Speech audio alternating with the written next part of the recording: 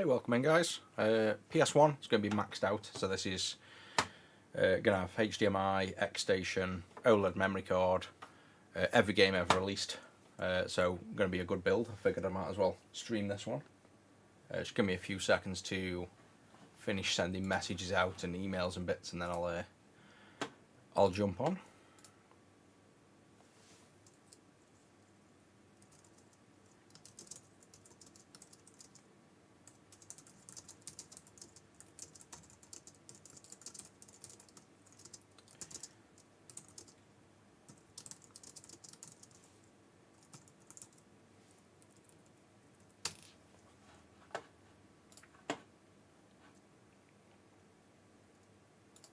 And we also have, for those that want to join the sub thing, I've put a link at the top now for the Discord channel. We have a members section in there now for anyone that subs to YouTube or Twitch. You'll get invited to that, and in there now you get a gold badge on Discord as well as a gold reflective name, and you get a permanent 10% discount on the Retro 6 store, so you can literally have a permanent 10% discount for everything you order.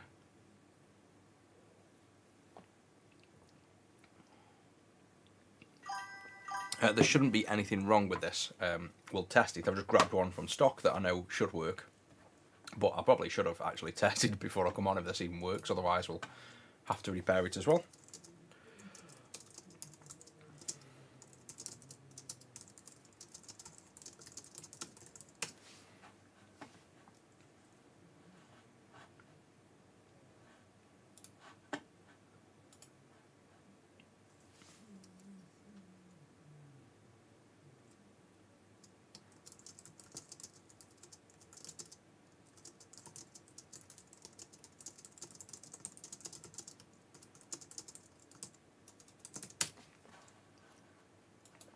Right, that's all the messaging done.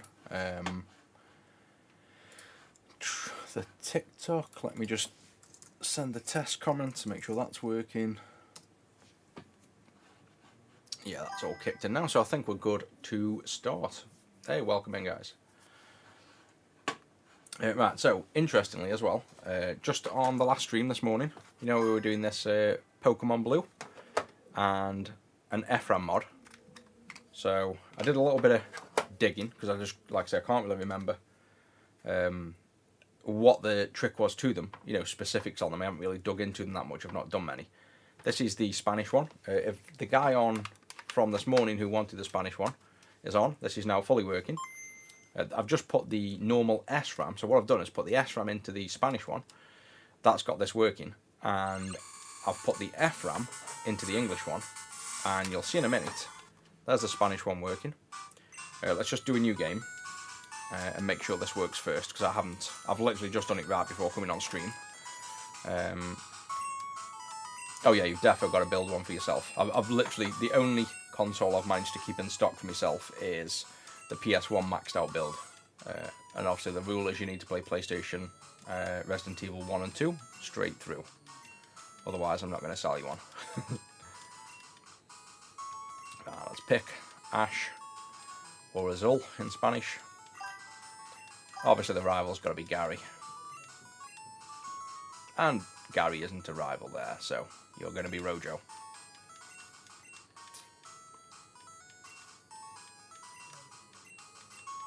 For the PS1, sun damage, we used to do retro brighting, but we stopped doing it just because of the amount of chemicals we were using and the time it took. Plus, retro brighting kind of makes the shells more fragile. So we stopped doing the retro brighting side. We can sort you out a new shell. We've got tons of shells spare. So let's try save this game. There we go. And now if we restart, hopefully that's saved. If so, then whoever wants the Spanish one, ideally the guy who asked for it first, you just have to pay for postage, and I'll send it you free, basically. So do we have a save file? Yes, we do. So this one's fully working. Now, the interesting thing was, all I did was move the FRAM over to this version. Exactly the same setup, same resistor, same pad. This one now works as well. I haven't tried saving, but it works. When I looked up, basically they say if the MBC is 5, this should work. and the interesting one is this is MBC5 and it didn't work. This is MBC3, it shouldn't work and it does work. So, like most guides on the internet, I think whoever's written it hasn't fully understood technically why it works yet, and I haven't dug into myself to even see why it works. I've just followed what's available online at this stage. And we don't currently offer it as a service, so I might dig into this a bit more and figure out why these work. Again, curiosity. But you can see, well, I say it works. Squirtle looked a bit corrupt then, let's go back. Well, Squirtle did work, now he's corrupt, but yeah, I don't think the FRAM then, the fact that it's not that corrupt, let's try again. In fact, let's just make sure it's not the game port being dirty. I don't think the FRAM mods are technically fully figured out yet for the game cards by the looks of it.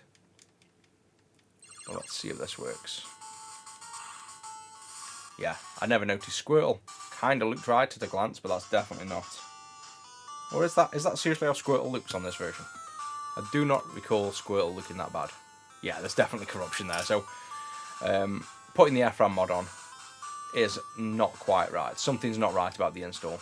But I thought it was fixed when I first glanced at it, but obviously not quite. It does some kind of corruption, so we need to look at that more. But whoever wants the Spanish one, it's there, ready. But I thought I'd show you that, so it's something I'm going to have to dig into, really, if we want to... There's a rusty hair again. If we want to offer that as a service. So now for the fun stuff. I've got one of these myself, and obviously we've sold these. We're selling tons at the minute of the consoles coming up to Christmas. So this is going to have an xStation. So this is a way to load games off SD card, basically. And it comes with all the brackets and things we need. I have a bunch of spare stuff because we do so many of these. So depending on the version of PlayStation, you've got a different bracket. So we'll figure that one out when we come to it. TikTok's already blocked us straight away as soon as we started stream. So if you're already on TikTok, again, jump over to YouTube or Twitch, because every single time I stream, it's like every other time I stream, we get this from TikTok. Just basically blocks us so we don't get any views. Just absolutely ridiculous. I moan about it almost every stream.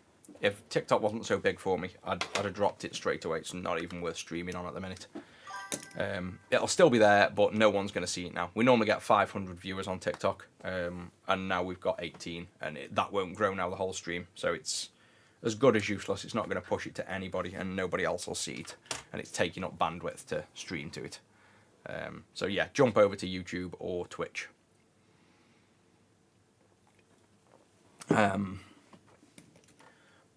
So we've got the xStation, the xStation rather, and we've got a HDMI mod here that will fit as well to get HDMI out. So before we do that, let's just check this actually works. I've got should have all the cables I need. I'm trying to read a comment and then try and plug an AV cable in the front of the the console. Right, turn this one on, and then pull up the overlay, turn on, and fingers crossed. Oh, okay, hang on. We've got the HDMI plugged in the wrong thing. I've got it plugged in the RGB. I was going to say it's coming up on the CRT and not on the stream. There we go. Yeah, right. Let's turn on and off. I think that's just a glitch on the capture. That shouldn't be purple.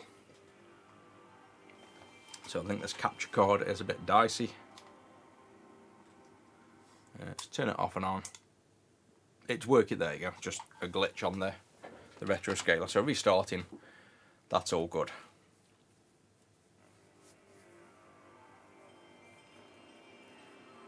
Yeah, what I'm probably going to do is chuck a thing on sale on the TikTok shop called Service, and then start saying if you want something service, because it just keeps blocking, saying like, because it redirects users to purchase outside of TikTok. I could care less. So if it's like, I'll try adding something to TikTok shop, and if it carries on failing, I'll just stop streaming on there, and you'll have to just jump over to one of these other platforms. They just want to keep messing it around. Right, so we've got a working console. That's what we want. That's annoying though that the capture card flickers when it loses sync. So these installs aren't that bad at all. They're pretty good. I like working on PS1s. The PS2s onwards that are not as nice. Let's move that out of the way now. We shouldn't need this composite again. Let's move that to the PS1 talk.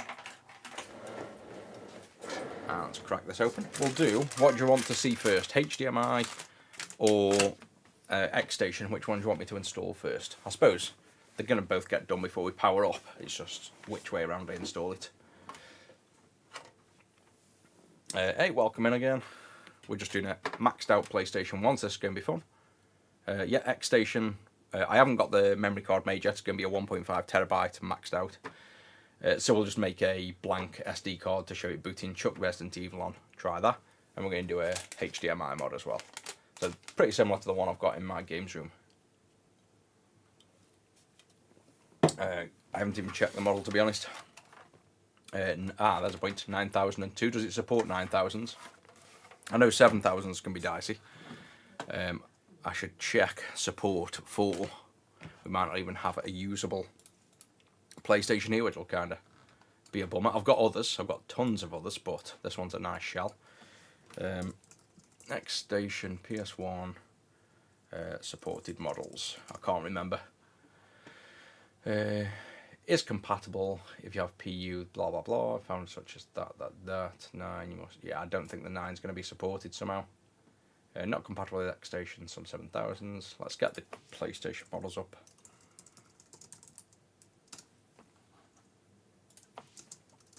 Yeah, I didn't really check. I've got absolutely tons. We'll be able to find a working model, but let me just see if I can find.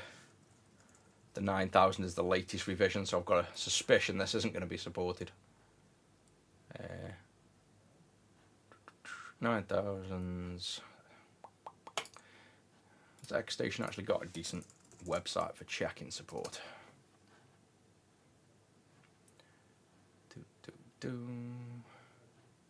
I know mainly the 7000s are the one that don't support most things. That's the problem you get. Well, can't find a definitive answer. I suppose we can open it up as well and check the board revision inside.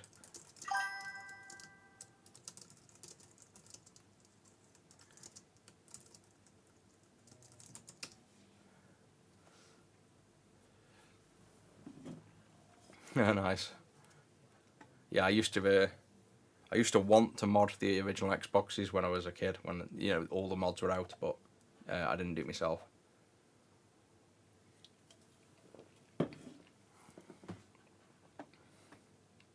PU22 is not compatible with xStation. Cool. So, good start.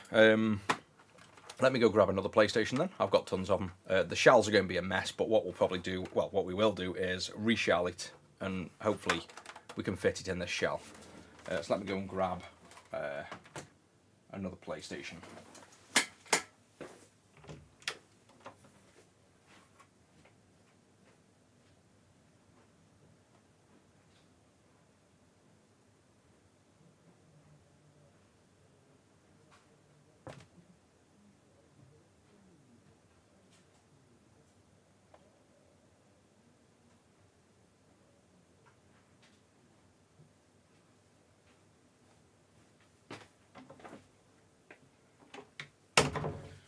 Luckily, I've got a wall, and I literally mean a wall of PlayStations in my games room, so I've got hundreds of them. So first one I've grabbed looks fairly decent. It's a 5500, obviously Japanese. That won't matter for what we're doing because the xStation bypasses all the menu system. And it's going to have, there's a point though, it's having HDMI, so again, frequency, composite won't matter. So this is perfectly fine for what we're doing. Testing, we'll open it up because this is, well, I'll tell you what, I've got a 110 mains power, so I guess we can test this as well.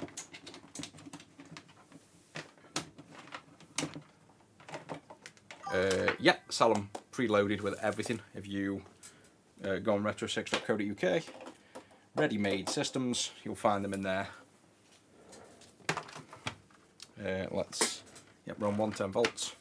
I'll grab that composite I said we never need again.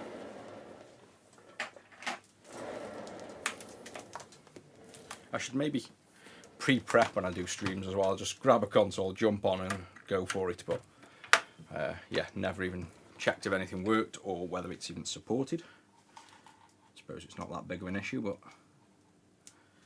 that's back on. HDMI over the top. We've got the constant flicker, turn on, that's the old thing, the old PlayStation, so that's nothing to do with this one. Yep, that's booting. You're not going to hear audio because I haven't turned the CRT on, so let me turn the CRT on. And that's pretty much as we need to know. It's booting to the BIOS. I'll restart so we can check sound. There we go, so that's all good. If there's any other issues, I'm sure I'll fix them anyway. So we'll swap the power supply over. I've got all parts we should need for this. So I should be able to, you know, swap the power supply over to the UK power supply. And the BIOS won't technically matter. It's going to boot into xStation, so literally you're not going to see anything else. And as long as it fits in a shell, we're good to go. But I'll figure all that out if I need to after. Let's just get this thing installed.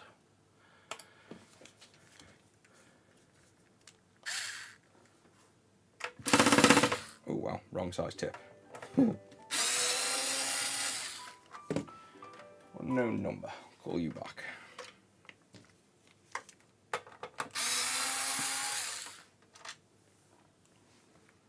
Yeah, the BIOS, I have converted Japanese to PAL a few times. Where it got stuck as such was the Japanese BIOSes have extra protection built into another chip, I can't remember the full details, that lock the drive out. But this is bypassing all of that anyway. So you can just, I'm pretty sure, swap an English BIOS straight on to get the English menu. You wouldn't get the game load stuff or the composite stuff, but none of that matters because this is HDMI and xStation, so it's literally irrelevant. Giant dust bunny.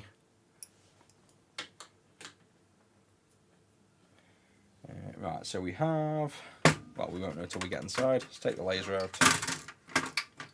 He's not going to be used. Take this out, discharge. These give you a belt. Oh yeah, some really rare PSXs, tons of them. The black developer model, there's rarer than that as well. I don't own any of them, but I probably should do, because like I say, PS1's one of my favourite consoles. Right, that's the 110 power supply. We'll grab, oh, another dust bunny. We'll grab the UK power supply after, and we'll figure out the shell and stuff when we get to that. So these can't be difficult to open for anybody, even if you don't know what you're doing or you haven't worked on them in a while. Just remove every screw you see, and things lift out. It couldn't be any simpler.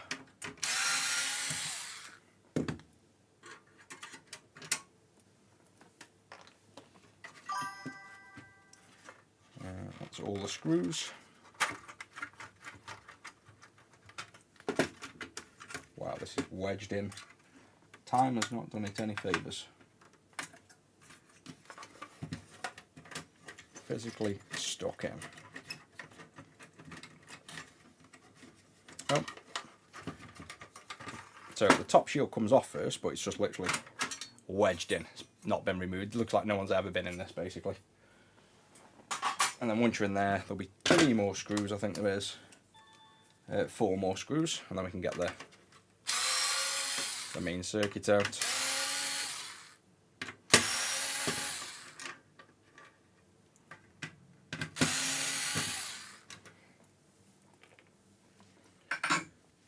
And now that's the motherboard out. Lots of dust in this one.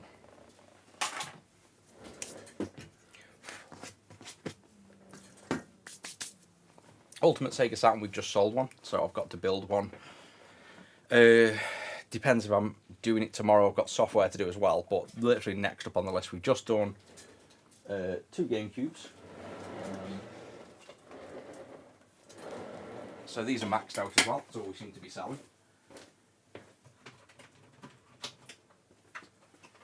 So we've got a maxed out GameCube, orange, 1TB library. That's that one.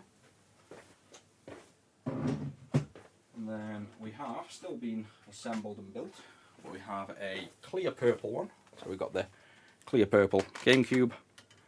Nice, nice shell there. But this isn't finished yet. We're just installing the Pica boot, or the Pica loader in this case, on it.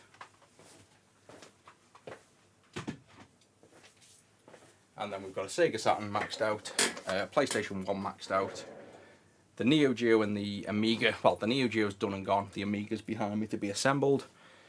We've got a Xbox 360 maxed out. It's literally the time where everybody is buying fully assembled. Oh, the blue developer ones, yeah. I think that aren't people getting sued for like trying to sell some of the dev kits? Not so much the old ones, but all the new stuff now. They pretty much like seize the property, don't they, and take the consoles these days. Whereas like PS1s and stuff, at least you can own them and not get people knocking on your door and taking them.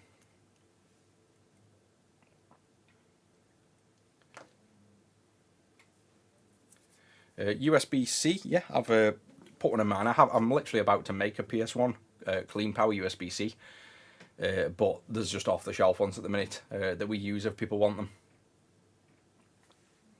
Do these cost a lot to buy? Yeah, the ones we sell do. They'll be hundreds of pounds.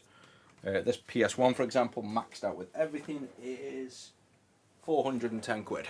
That's for, I think that's in the UK. So it'd be a bit less if you're international because you won't pay the tax. Obviously, it can be a lot cheaper if you're not having the games and things, but yeah, our prices are not the cheapest, but obviously it's for the work we do. Right, so you can see here this is a PU18. So if we look here, that's what we want to see, PU18. So we'll get the xStation here, and I can never remember. I think this is the PU18 board by default. The way I figure out is, I could look it up on the Flex Ribbon, but I'll look on these instead. So that's PU7. And if I don't have the spare one, then I know the one I've got is for the PU18. I think the default one, yeah, PU7, and that one actually doesn't say which it's for. So I've got two other versions. They'll be like PU7, PU8, and PU18 normally. But I'm going to guess this ribbon will fit because this is 550X as well. And I'm pretty sure this one was a 550X.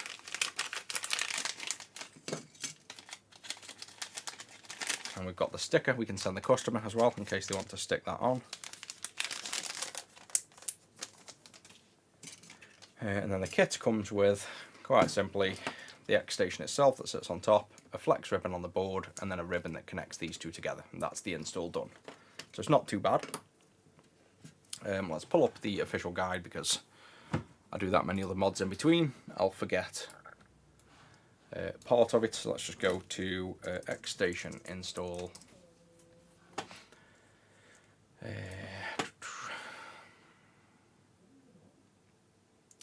Finding the official one can always be fun. So we have, yep, PU18, remove all cables, search for the IC, which is this IC here. IC, I think it's this one, 107. Yep, so this is the chip we connect to. I can pull it up on screen for you as well if you want to follow along. So here is the guide. Basically locate this chip, lift the pins. So this is when I just typically lift this chip off. So I only did one of these a few weeks ago on stream, and a lot of people will try to bend the legs of this chip one at a time. I just find it easier to remove the chip, not messing with bending more than one leg. If you've got bend more than one leg, I'm taking the chip off. So let's whip this thing off. Bit of flux.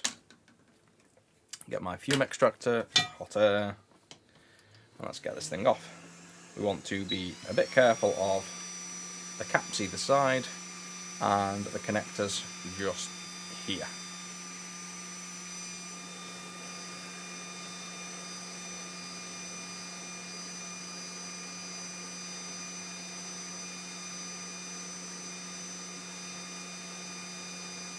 If you think that's expensive for PS1, the Neo Geo we just sold as 1,600. The Amiga 1200 we just sold as 1,400. And if you max out an Xbox original, you're over 1,000 as well. So this is a cheap console.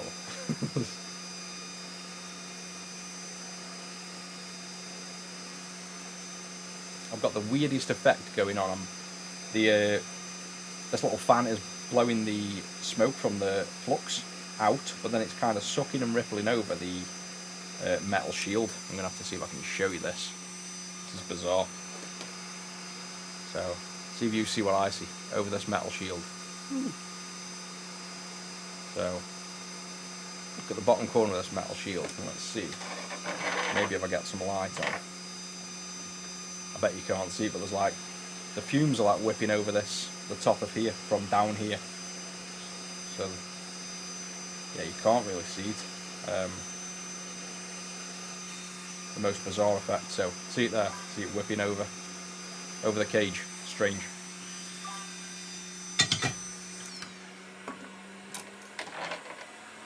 Right, so the chip's off. We will clean the board. This is definitely set to auto exposure still as well, so it's a little bit dark on the side camera, but it works for CRTs if I leave it there. So I'll probably leave that one. I don't know. I might leave it darker, but to be honest, how often I show off the CRT, I might just set that back to normal after. So just clean the flux off there. And now what we want to do is probably clean the flux off the bottom of this at the same time.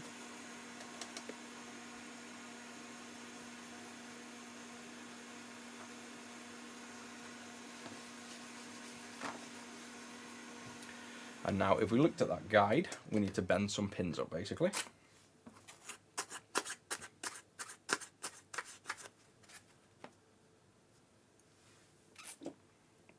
PlayStation lenses be repaired?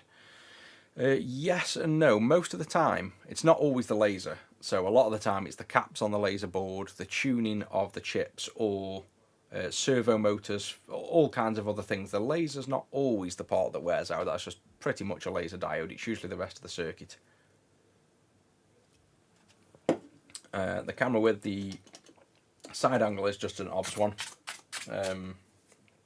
I do have a Blackmagic, and I had it set up there, and it was higher quality, but I don't get the freedom to do my little move around with me remote control, so I've sacrificed quality there for convenience to be able to move the view. So we need to bend up. If I put that over screen, I remember doing this last time now, I can also zoom in on this so you guys can see. We basically want to lift them pins. So now the chip's off, nice and easy. First pin, all I do, I'll pull focus up, I just get tweezers over, like over the pin and squeeze. Simple. Miss one, bend up the next two, so miss that one, bend up these two. There we go, miss two more, bend up the next one. And then the other one wants to come with it, so I'll just push that one out of the way instead. And then on the other side we have 1, 2, 3, 4, 5, 6 pins over. So 1, 2, 3, 4, 5, 6 pins over. So you can either touch and push like that, or you can just get your tweezers in between and squeeze like that. And then on the other side, miss 3, bend 3 up.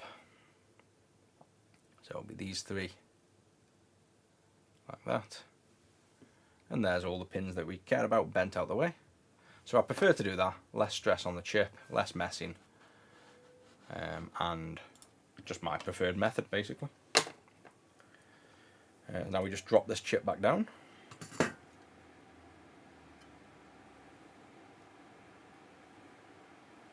And we're good to go with the rest of it. Nice mood chair, yep, we have the mood/doom chair.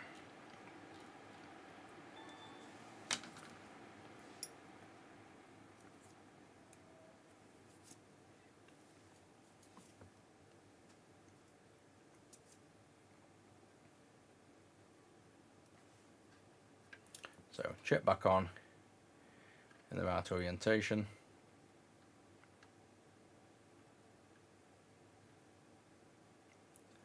somewhere like there. Oh, we didn't stick to the tweezers. We're roughly in place there. Don't need to be super accurate, we can always remove any bridges. Close enough. And now we hot air this back on. Oh yeah, he's in with the missus now. He's chilling in the living room. He's had his tea, had his fill, and now he's having he'll have a few hours, or maybe an hour or two, then he'll come and pester for me if I'm too late. But this one shouldn't take much more than an hour, so I should be in with him in not too long. Oh, thank you, Padoka, for a new member. You'll be able to now hopefully see your chat pop up. And if you go on discord.gg/retro6, you'll be automatically invited into a Discord members channel. I presume all you have to do is sign into Discord with the same email as your YouTube or Twitch and kind of link it with Discord. I think that's how it works, but it's all automated with Discord. So you should find you can go in a little member group there where we can all chat, and there's also discounts on the website.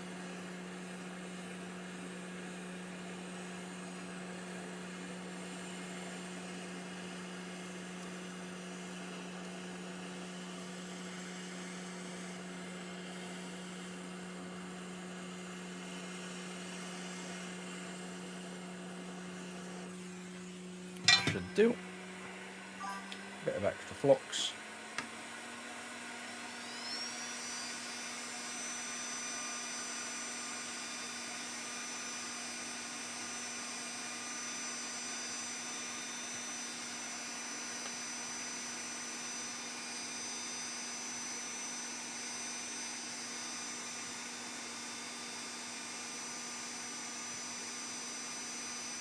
Hey, welcome in, Retro Robins. Glad you're enjoying the stream. Yeah, I tend to stream mostly at 5 or 6 in the morning. That seems to be my common thing. I'll always obviously start work early, and then it's just whether I make it on the afternoon or evening streams. Just all depends where I get and if I'm in the mood for another stream, to be honest. But the early morning ones are actually the most popular. I think we get a lot of the rest of the world joining in versus UK time like now. Not as many people.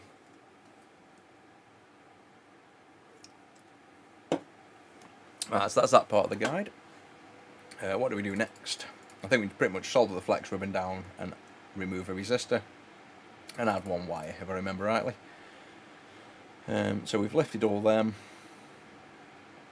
Be careful not to damage the main board when we're using the thing. Yeah, we've not done any of that, that's no problem. Make sure you've lifted the pins completely. Yes, we've already done that. Turn it over, flip over, solder quick board down, many positions to solder. Yeah. So basically, yeah, all that's just telling us to solder pins down. So let's start with that. But pretty much just soldering a bunch of pins down. And I think, if I remember rightly, I think it's under the shield, so I think we've got to remove the shield. Or is it this side? No, it's the underside. I've got a feeling we have to remove the shield. Maybe that's for the HDMI mod.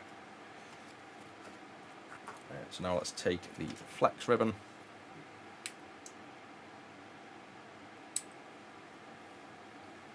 Hey, thank you for the tip as well. Very much appreciated.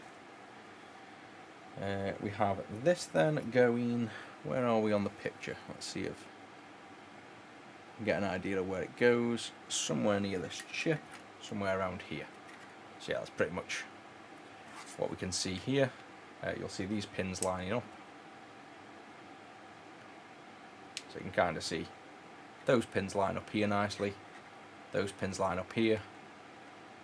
That one does there. And I think there's a few vias we have to scratch off, and I always forget one. So there's this one to scratch off.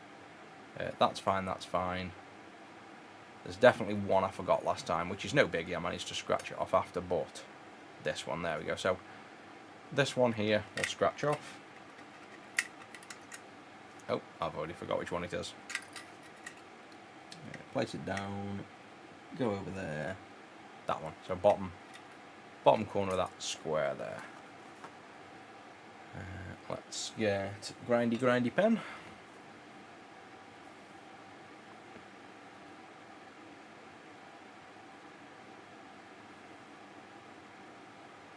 Oh yeah, I normally there we are. This is a bit aggressive, this pen, to be honest. I'm going to have to be careful.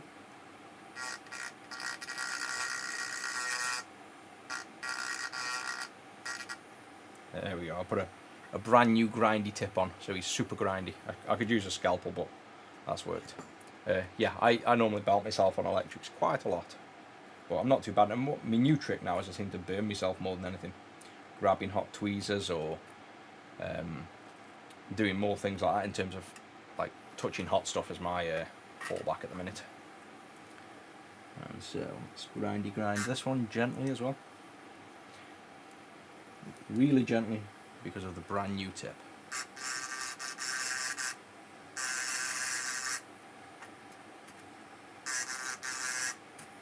There we go. Right, so that's the grinding done. We should now probably pre-tin the pads, but I'm not going to. Just because what I'm going to do is make sure I just flux them and solder a few in. So if I solder, say, just this one first to tack in the position, do it one-handed.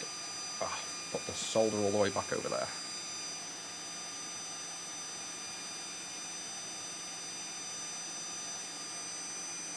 Go on the pad and wait at least 3 or 4 seconds to make sure you're soldering through that via. Now you can see that's tapped in, so it's not moving. We can go over to this side now, go to the other extreme and make sure these pads are lined up. So they're all just about lined up enough. So now I'm going to get this other pad over here, the most extreme pad, flux this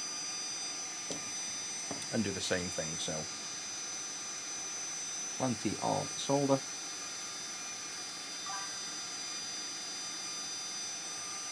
And there we go, you can see that's soldered down. And then we need to do all the other pins basically, so it's a fairly simple process now. If I flux all the pins, I shouldn't forget where they are, so I can see the flux.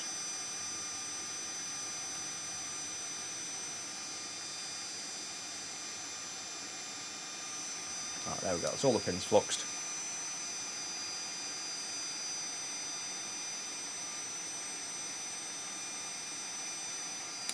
What are we installing? We're doing an xStation, which allows us to load games off SD card. We're also doing a HDMI mod, so that obviously we get HDMI outputs. That's the 2 mods we're doing at the minute.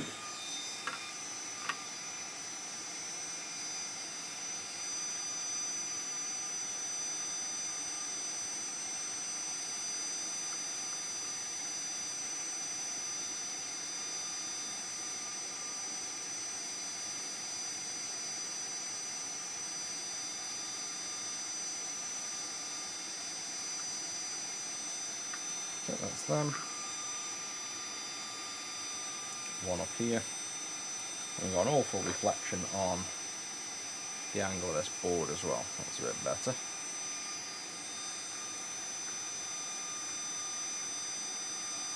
And the key is just to make sure you leave the heat on long enough so that the pads melt and flow together.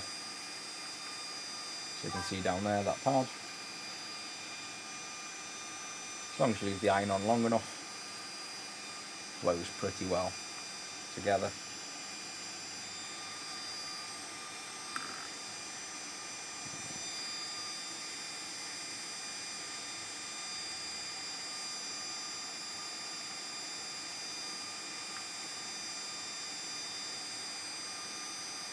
Nearly done. You can imagine doing this with wires as well before they made the flex boards, how long this used to take.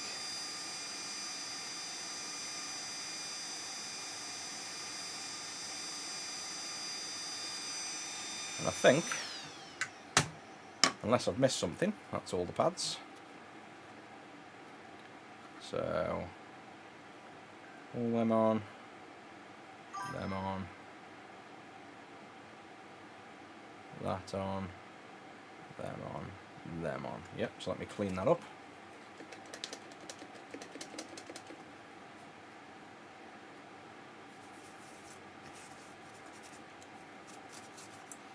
If you want to learn to solder, just literally sub to Twitch or YouTube. We're doing like sub-only streams where I'll be teaching stuff like that, how to do these mods and how to solder and how to design hardware, all stuff like that. And you'll be invited. The place to chat for it is in the Discord now. All subs are now having a private chat area in Discord, so we can kind of plan those things.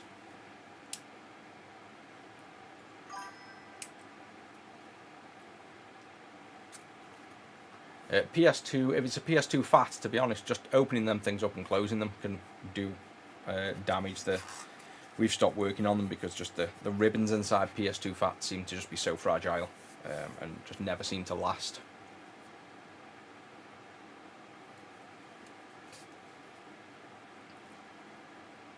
And I always say the best thing to practice on instead of like test boards, ideally, is get like Game Boys. Get Game Boy Originals, Colors, Pockets. Pockets will be the cheapest. Practice working on real boards. A bit more enjoyable and also a bit more realistic than test boards that are brand new and don't have the same heat profiles as most boards. Fully loaded means every game ever released, basically. But we don't put that on there for obvious reasons.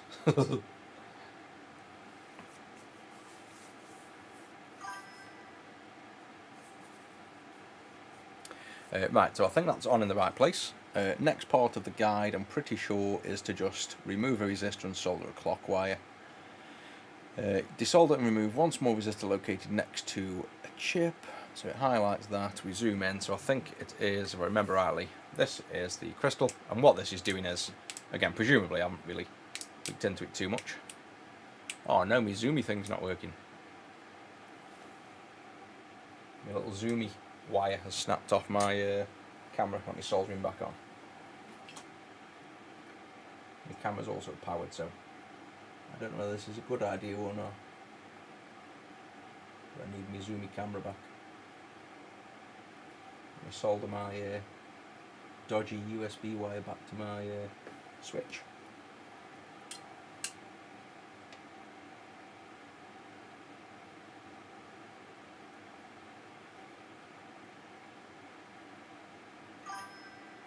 Is that my camera zooming in because I'm soldering the wire? Yes, it is. Right, that's a real jank repair, but now, there we go, my switch is working again.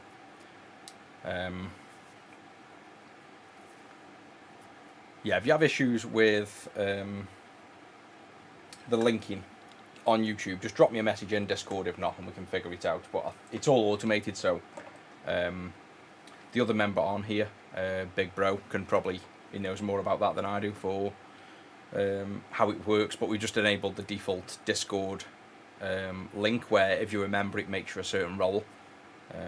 And I don't know how it works myself, it's just worked. I've turned it on, and we've got members in Discord that are linked in with YouTube, so I presume you have to link your YouTube account to Discord, and then that's where it's happening. That's my presumption, basically. So we're going to swipe this resistor off. He's gone. What I sometimes do as well with this resistor, in case people want to reinstall the mod, just tack him on somewhere. So like tack him on over here. Don't bridge them pads. Maybe use flux. Otherwise you've got a nice dry joint there and bridging two random regions together. So just tack the resistor, say, out the way like that. And now if we ever want to reuse it, it's over there. And then we have to add a wire.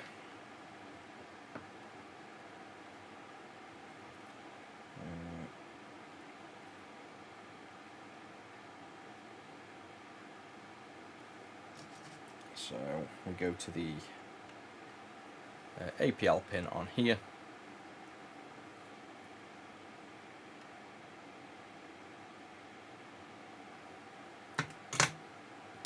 And then go over to here. And then it is, let's scroll down to find out what pad it is, but it's somewhere here, so I'm going to cut the wire roughly there.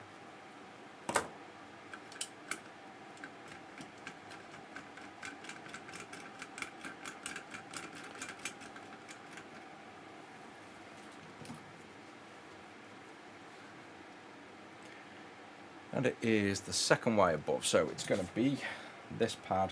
Let's strip that wire first.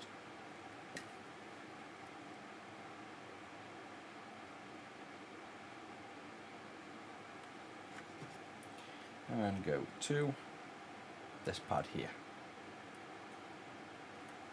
And that allows the xStation to now control the clock of the PlayStation, so it's pretty much in complete control there.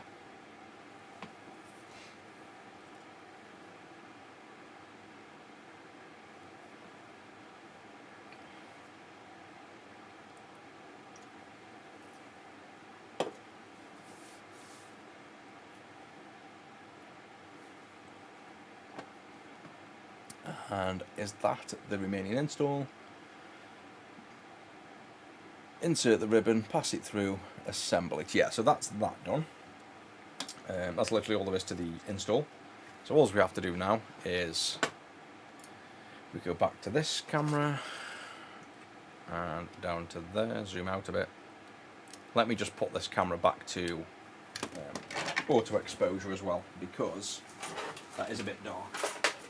So at the minute, because I don't have it set up another way,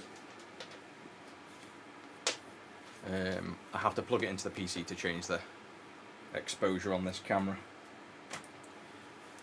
I don't think it's got Wi-Fi for a £3,000 camera. You'd think it'd have Wi-Fi control. Maybe it does, and I've not set it up, but let me just plug this camera in, open up OBSBot, is it? OBSBot Center. And let me just change this to auto exposure, otherwise that image is a bit dark and it's going to wind me up. This is a OBSBot something to Tail 2, I think it is. It's the most expensive one they sell, basically. And then I could probably do, a way I can show you the camera is probably just open my camera and flip it around. So stream, where's the camera? Why is that confusing me? The camera's here. Oh, he's there. He's just dark. So yeah, that's the camera. Tail 2. The other one you'd have to see on my face, but the other one is there. Really hard to see. Little baby camera right there, trying to track my face at the same time. So the problem is it keeps moving to track my face, so I can't really show you that one. But yeah, the Tail 2, I think it is. Yeah, I think it's got NDI apparently, like you say. It's just setting it up. Yeah, Tail 2 and Tiny 2. Right, so image, auto exposure back on. Compensation back up to 0. There we go, normal. I wonder if while I'm in here I can connect it to the Wi-Fi. I should be able to. Remote control, beauty. Is remote control the actual? No, that's a remote control. Video preview, more.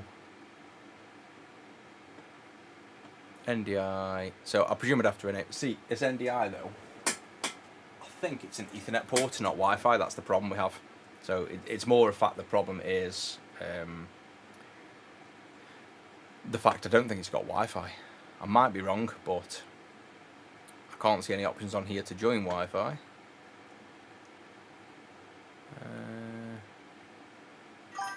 No settings I can see. But anyway, that's the exposure back, which is what we wanted. The zoom on it's pretty good. It's not got, obviously I'm used to like Blackmagic stuff, like highest end quality, so to me this camera's a bit blurry. The side view one, it's like okay, but it's the convenience of being able to zoom. So if we say there and zoom in, you got decent zoom. It'll go in and you can see stuff, but to me it's a little bit, it's not overly sharp. So that's the image, but a little bit blurry. No, it's the Tail 2, this one is. Whereas if we go to like the overhead Blackmagic cam and pull focus, you can see that's the, super sharp, and then you can digitally zoom in to get even closer, and it's still sharper than the Tail 2, but obviously it's due to the price and the quality of the, what we're working with. That's kind of to be expected. Right, so xStation working. Do we test it or not? I'm going to say no. Don't think I can be bothered to test it. we will try the HDMI now. New soldering iron, absolutely no problems whatsoever. Even tells me to get a coffee regularly, which is awesome. So let me put all the other xStation random bits back in my random bits box. That we need to keep. That's for the customer. Laser, don't care about. Put him in the tub. Station bits up there. And now it's time for HDMI. So the HDMIs we use for the PS1 are the high speedo ones. We've used the Pixel FX and some other one, but honestly the availability, the fact that they die on many other consoles, I've kind of lost faith in those ones. And the high speedo, I've worked with high speedo since I hadn't even made my own GBA screen. I was buying theirs and working with them to customize the code, and then I made my own screen. So I've worked with them for like 7 years, and to be honest, they're one of the best. People try to say they're not good because they compete so heavily with other people's products. They always undercut because they're a big factory in China. I have the owner of the company on my phone in WeChat, and I talk to him. He's called Andrew. Well, that's obviously his English name. But good guys. They obviously even compete with our products, so they compete with the clean screens. But I don't mind friendly competition. There's nothing wrong with them, and I think they've got good quality engineers there. The main reason people slag these off is simply because they're cheaper than the other people that are trying to sell mods. Basically, that's kind of why they slag them off. But in terms of quality wise, I haven't really found any issues in any of the boards. And like I say, availability nice and easy. I can buy what I need and get the work done. So I'm just going to look up high speedo PS1 install, because again, I haven't wrote the guide on our wiki, so I have to try and remember what to do every time. Do we have even a written guide? I really should make this guide. I'll probably do this video, screenshot this stream to make an install guide so I can actually reference my own. Otherwise we're going to have to jump on some YouTube vids, which is a pain. I want to just see a written guide. If I remember rightly, we remove one of these connectors, obviously because this goes in place, and I think it's the AV port over here, might be the extension port, and then just solder wires in. Other than that, it should be fairly obvious, but let me just try and find an actual guide we can follow.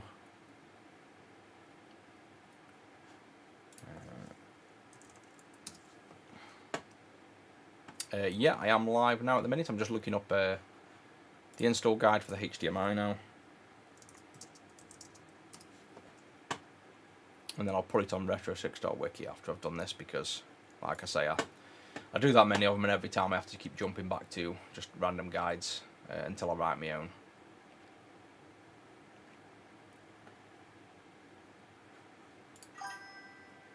Right, here we go. PU18, yes, includes this. Activate the menu, blah de blah. Scroll down, right, there we go. So the guide is literally on AliExpress. That's kind of where this guide is. So if we pull up the AliExpress guide, all the menus popping up. Right, so we've got remove the port first. So we just have to remove this port here. Do that with hot air set to max. So if I'm ever removing ports, just max out the hot air, 500 degrees, 120% airspeed.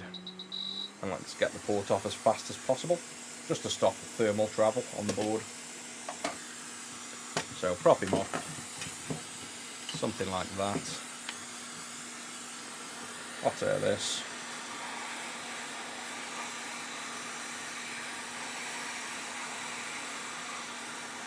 Probably can move that up a bit so you can see a bit more.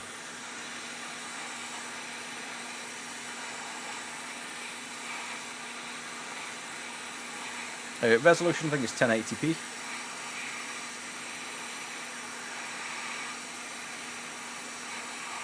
I know there's a debate on one of them,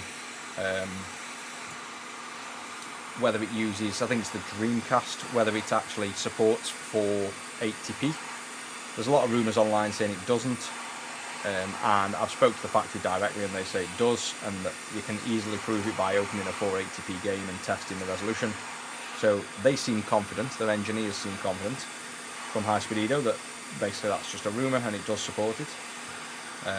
So again, it's something we'll want to test ourselves. Right, that's the port off, nice and quick.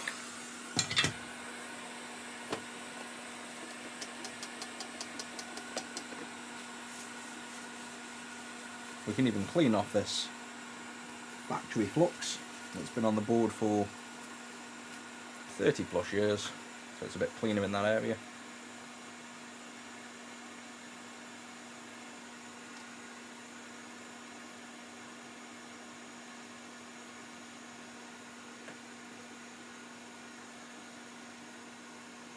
Right, that's that step done, so no more port on the board, it's off completely.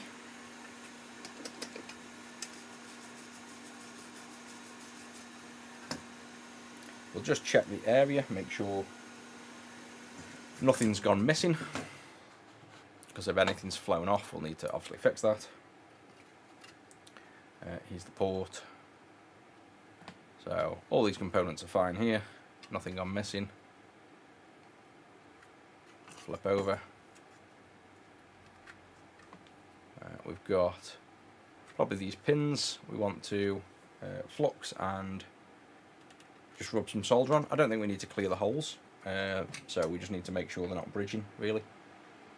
I've got to wait for the iron to warm up, but we don't want obviously to leave solder like this, which is, you know, dirty. So that's them pins all cleaned up as much as we need.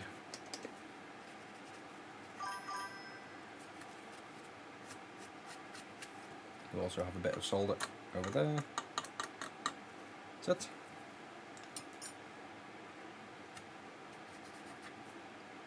So that's port off. Oh, I say that, I've just flicked that transistor off as I turned it over. Let me put him back on. It was fine, and then cleaning it knocked it off. So he's clearly come from there, so I just literally swiped him off when I was cleaning the board. And that probably doesn't matter, it's probably the transistor going to this, turn the hot air back down, probably the transistor going to the old AV port anyway, but we don't know that, so let's chuck him back on.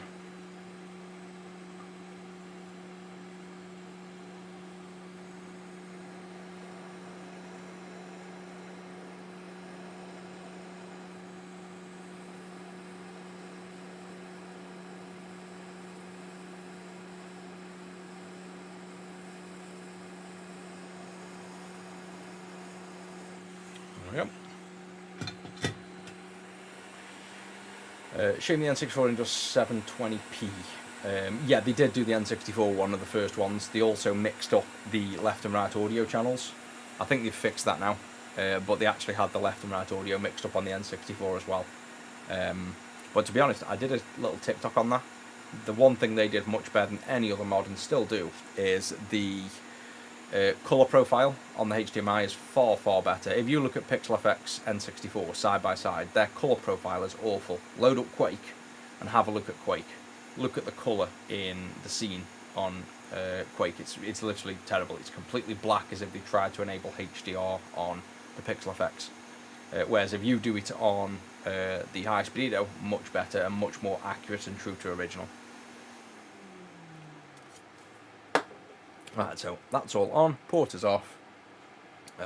Next up, we have, after removed yes, paste installation tape to avoid short circuit. I'm fine, I don't need to do that unless there's actual exposed pins.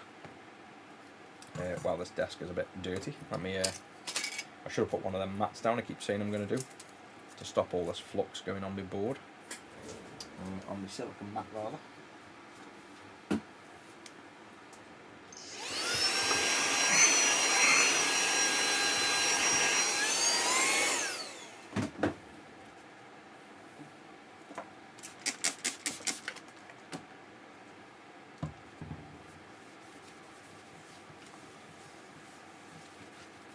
let's clean that up, and let's also at the same time put this down, just so we're not quite as messy. Right, so we've got to find this big chip, which I'm pretty sure is under here. Yes, it is. So let's remove that cage first.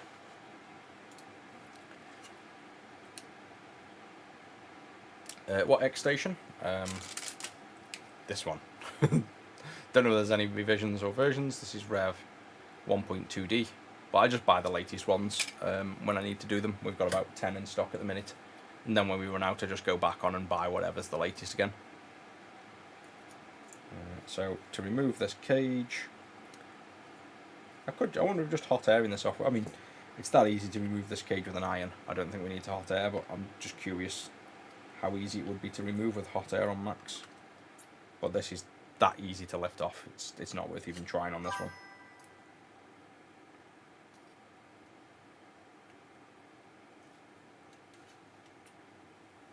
See, this is how cages should be installed on consoles. They should be installed so they come off this easy.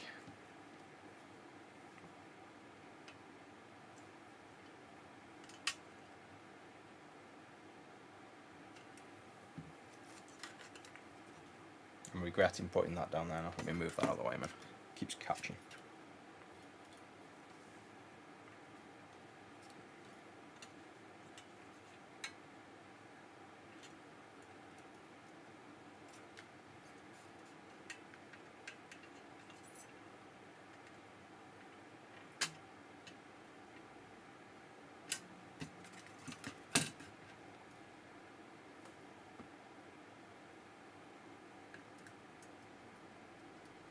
Yeah, I think some this is, to be honest, one of the easiest cages to remove. Most cages are a lot worse. But I was considering just like blasting the whole cage with hot air, so the entire cage just got smoking hot.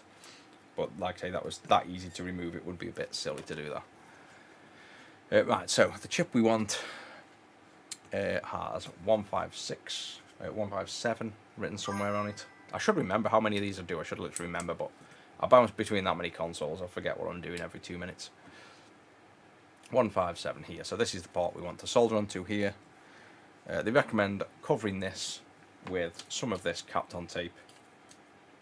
I don't recall doing it, but obviously we might as well do it for the sake, mainly because these vias look like they're not tented. So you have these exposed copper vias, which means they could short circuit, but I'm sure their flex ribbon doesn't expose them pins, so it's kind of irrelevant. But let's do it anyway. I don't think I did it on the last one. In fact, no, I'm not going to do it. It's a mess. Let's have a look at the ribbon and see if it's even needed. I think what they're trying to get you to do is make sure you're not bridging these two pads, basically. So ignore the advice of the people that made the mod.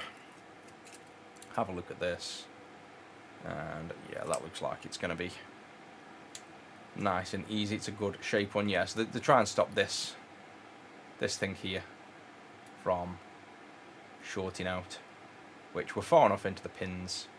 We do this right, that's not going to happen. So you can blame me later if I mess this up and didn't follow this advice, but I'm going to completely ignore that and just solder this down.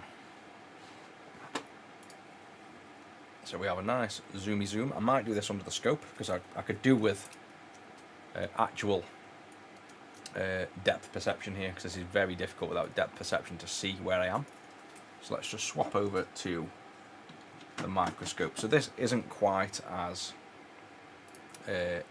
non-reflective as this. This is the microscope, as you'll see when we swap to it, is quite reflective on light, but it means I can work better. So me being able to see what I'm doing is a bit more important than the view being a little bit shiny. So if I now bring this to me and go to this chip here and zoom in so you guys can see a clear picture, you can see how it's slightly reflective, but it lets me actually see what I'm doing, which is important. Yeah, cool. Catch you tomorrow. I'll be on nice and early so you can watch a replay, but other than that, yeah, I'm sure I'll catch up with you later. Right, why does this one not seem to line up correctly over there? Let me see if they've got a zoomy in picture. Oh no, that's how it is. So they have, see this pin up the top corner here? It looks like you're missing a pin, but it isn't. This one is just an anchor point, so it goes onto the tip there, and then these line up, and that goes onto that tip there. So you've got kind of 2 anchor pads first, and then the rest line up. So we can put this here, and rest it on there. And I can solder on, probably this one first. So let's just get some flux on the board all the way down. And this is probably one of the few times where you'd probably use a small tip to make this job a little bit easier, but I'm not going to. But this is one of the few occasions where I'd say a small tip would probably work nicely in this instance if you wanted to go down and tin one pad at a time. Mainly because this stupid black chip here is in my way that I might remove. In fact, I'm going to remove him, because that's the problem with installing this is this chip here is getting in my way. So I'm going to take him off. Remind me to put him back on this way. So Phillips facing caps, that's what I need to try and remember. Because I can't lay the PCB flat to do the soldering nice, and I'm not going to mess around struggling to solder when I can just whip this chip off.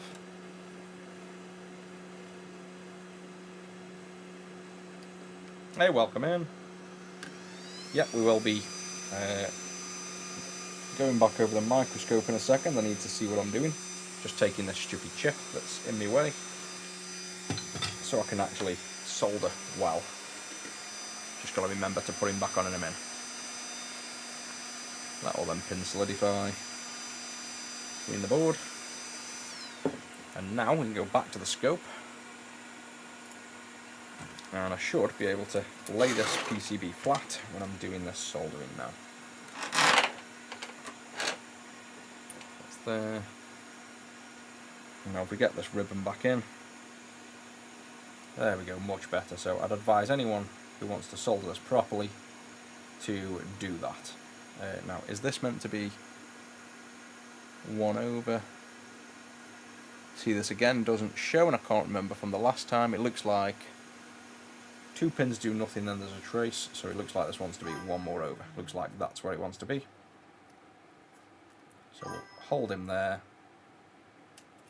and if that's the line, yeah, that bit. To be honest, I'm gonna cover that. I know I said I wasn't going to.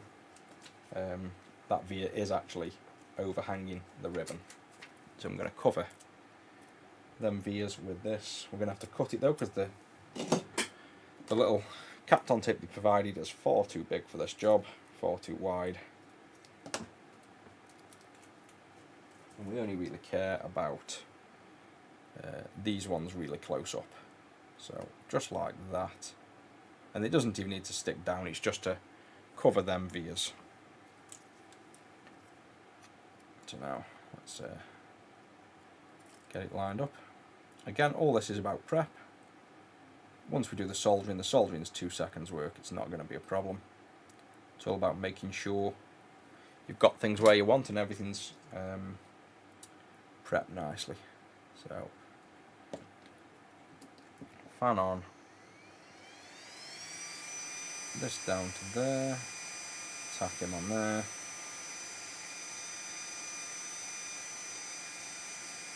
Those two are fine. Go all the way over here. Push down. Now this resistor's slightly in the way, but we can push through. Tack solder onto there. So that's now all anchored in place, and all we've got to do is go down and solder each pin. Now this is one of the ribbons where, like I say, I'd probably do a single tack of solder on each pad because it's designed well.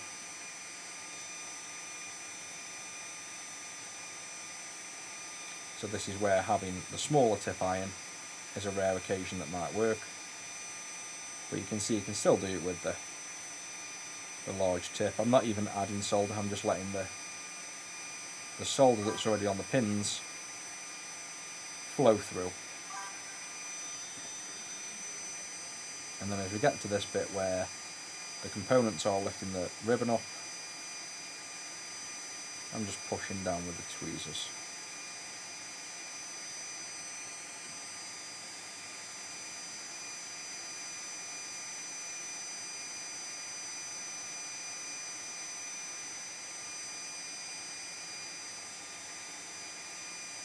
Now we've got absolutely no solder on our iron tip. I'll put a little bit on.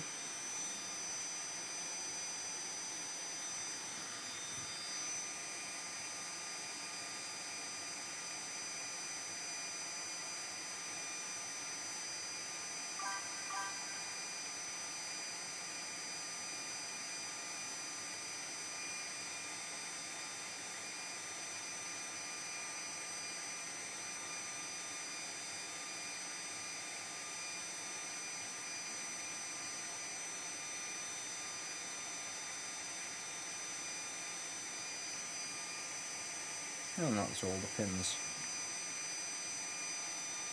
You can put the anchor pad down in the corner if we want, just for the sakes.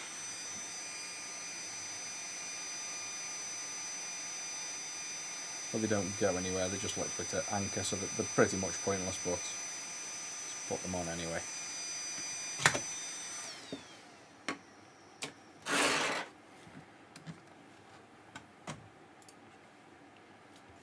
And then now we have a much cleaner view to double check the work. What am I doing? Oh, thanks for the super chat. £2. Well, $2. Thank you very much. That'll go to Rusty's treat fund. We are doing a PS1 HDMI upgrade at the minute. We'll be doing, well, we've already done the xStation, so you should see this all in a minute. Clean up this desk. We'll zoom in on this work and just double check all that soldering's good. And you can see how the scope, oh, you can't really tell with the light reflection. You can see how the scope zooms in more, but isn't as clear for reflection. So there we go. You can see the pins are on. The view isn't ideal. It's a bit, you know, obviously can't quite zoom in that far. But under the scope, I've seen with my eyes, them pins are all solid and fine. And now, next step will be, I presume, to fold this up. Yeah, so hook up audio. So we basically fold this ribbon over. So we've got this ribbon here. We fold this over, bring this audio all the way over to, I think it's this chip down here. So we've got to kind of do that and solder onto this chip next.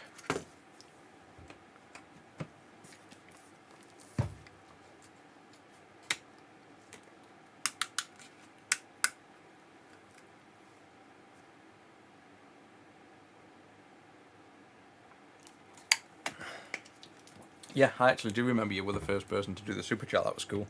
I didn't even know it wasn't enabled. And then when I enabled it, that happened. I was like, oh, that's wicked.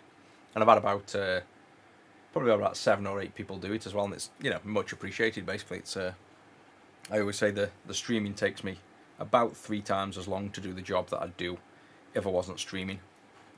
So, you know, helping that way does help as well. So this one goes on this chip. We miss one pin and then go to the next one, so it goes like that. And then we have 2 pins left. Yeah, so that's how it goes on that chip. I think if I was designing these ribbons, the only thing I'd do though is make them the full length of the chip, so when you align the ribbons like this, you're not in any confusion as to where they might go. xStation, yeah, we get tons. So I've only recently listed them. I've literally got a wall of PlayStation 1s in my games room, and I've only recently listed the PlayStation 1s, and we've sold quite a few, so I'd say they're popular. Not obviously as popular as other, handhelds sell like crazy because it's where we started, but I'd say PlayStation 1s are pretty popular, and I like doing them as well, which is good.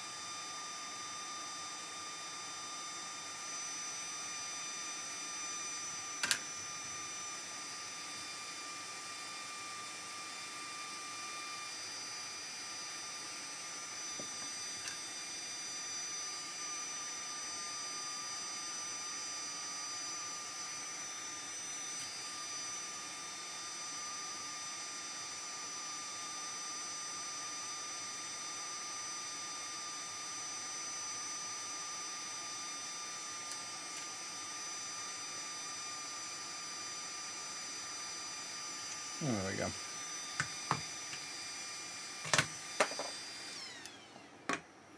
That was more difficult to just get me iron in position.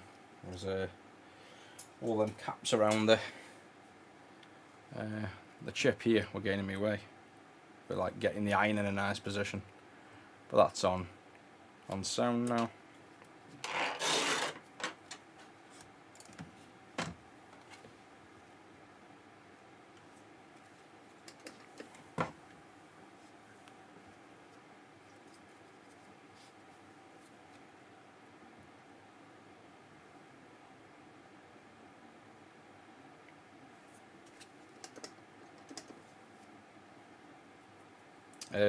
This mod, no, I haven't made this mod. This is a high speedo mod.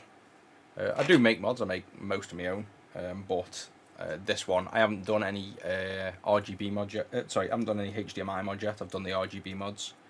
So this is one of the very few mods that I installed that isn't my own. But these ribbons are good. The only thing I'd improve about them is for obvious alignment, I'd just make the ribbons the same length as the chips at one point at least, where it's very obvious where you're aligning to. That's the only thing I'd really improve on these. These are one of the better ribbons. Bridge 2 pins on the middle. Well, on the audio chip we've just done. I'll double check. Obviously I bridged them as I was going, but then I've removed the bridges. So we shouldn't have bridges now, but I can double check. Knew that wasn't going to stay. This definitely wants an anchor point. In fact, what I'm going to do, double-sided tape, that's better.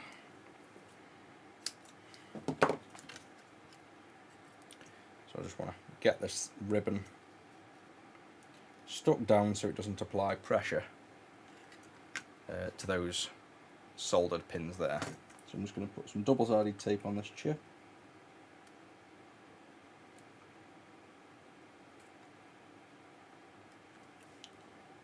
Peel this off. And now we can stick this down. We want to make sure it's out the way of that enough. There we go. So now we can stick this chip back down onto here, which which we can just about get in, but because we're hot airing it on, it's no problem.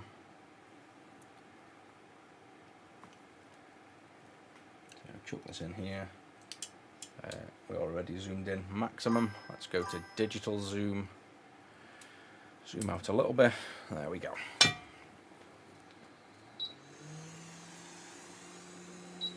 There's a short there on the other one. We'll jump back to it in a second then. Have another quick look. Just get this chip back on first.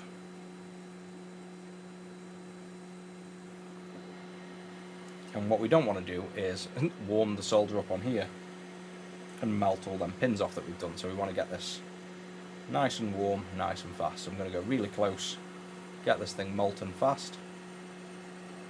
No messing around. Push down, come off. Otherwise all the pins on that HDMI would come off.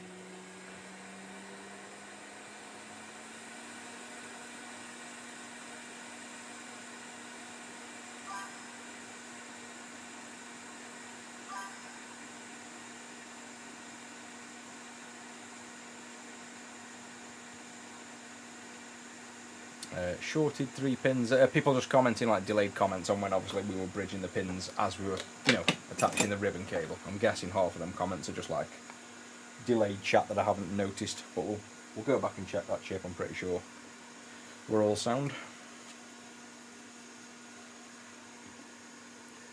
So this one's obviously on. Don't really need to check much. It's pretty simple. Install.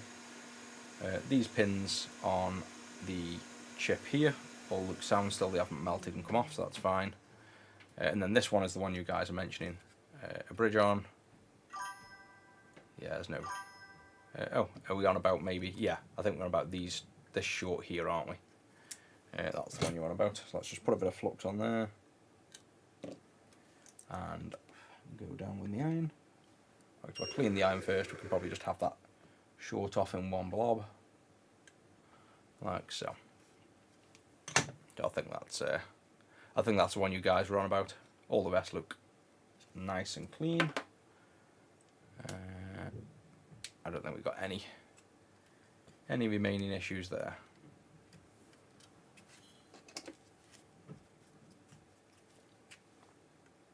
Yep, all looking good.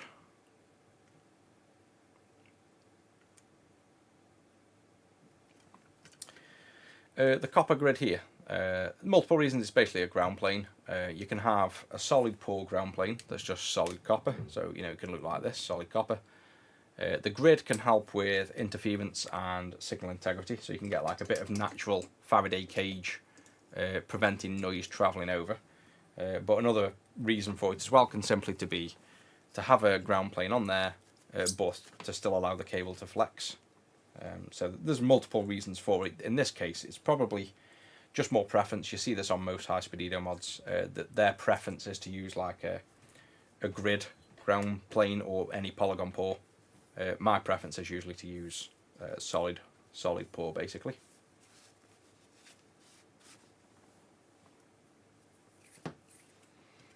Right, so that's that bit done. Next up on the guide, we shall see. Zoom this one out. I don't think there's much left on it. I think we've done most. Hook up that. Oh, we've got to hook up the controller now. So there is some wires on the controller port down here. So this is where the controller port connects, and we've got to hook up some wires, 4 wires on this controller port. And this is where I think I remember now when I made the last xStation, I was going to use wireless controllers. Don't know that it was.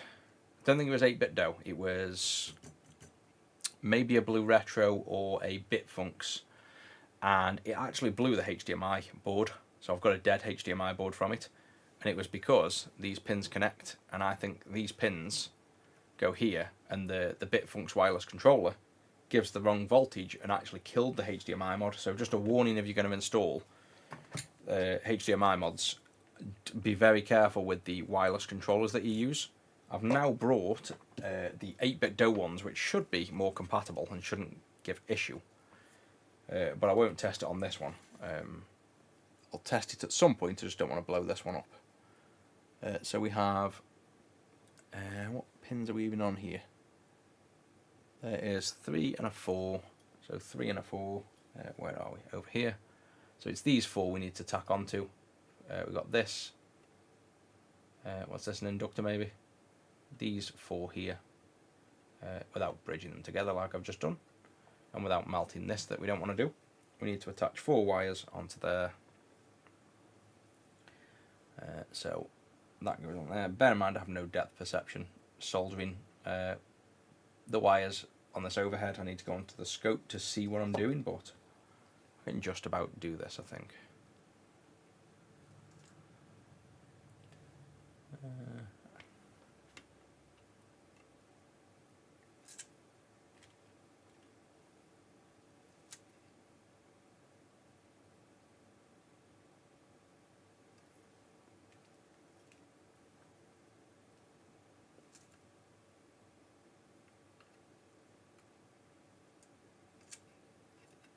Those wires are all good. This is nice wire as well.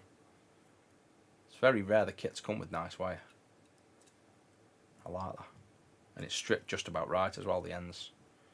I just pulled one off. One obviously wasn't soldered great. I thought one felt a bit loose. Let's put him back on.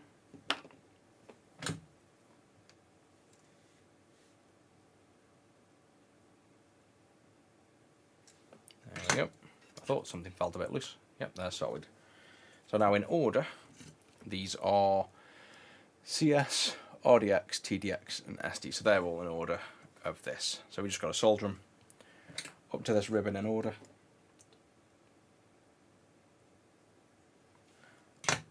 And we are, I think, done then, bar like screwing things together and plugging things in.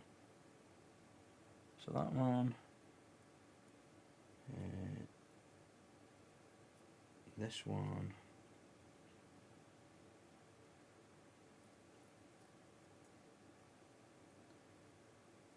that one, and the last wire. And this gives us the on-screen menu. This will be completely optional, I presume, if you didn't want to do that part. But that's what gives you the on-screen menu.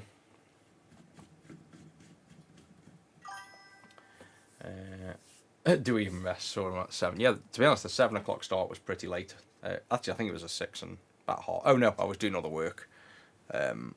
Flat back head. I was doing other work before that. But yeah, pretty standard. I've had a couple of breaks in the day today, so I've had like 2 coffee breaks, so I'll just get this PlayStation done and then I'll be off. I think that's all of the mod done. Put insulation tape over, so they recommend insulating that again. I don't put that metal cage back on, so that's going to be fine. We're not going to have an insulation issue there. And they tell us to grab this and this. So if we now go to this view, they recommend putting this through here. There we go, so that slides on nicely. And then this will just sit over this port and screw into the PCB, and then we'll connect the ribbon. So now the fun part begins of trying to assemble a PlayStation 1 5500 model into a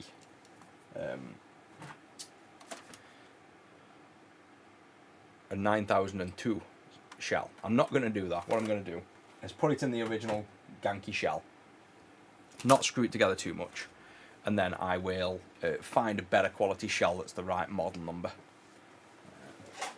But we will need, I'll power this up from a USB, I think. I don't think the customer's paid for USB. Let me just double check. Power supply, no. Controllers, brand new OLED based build. No, so they haven't had a USB, but I'm going to install one because, actually no, sorry, let's just keep it all stock for now.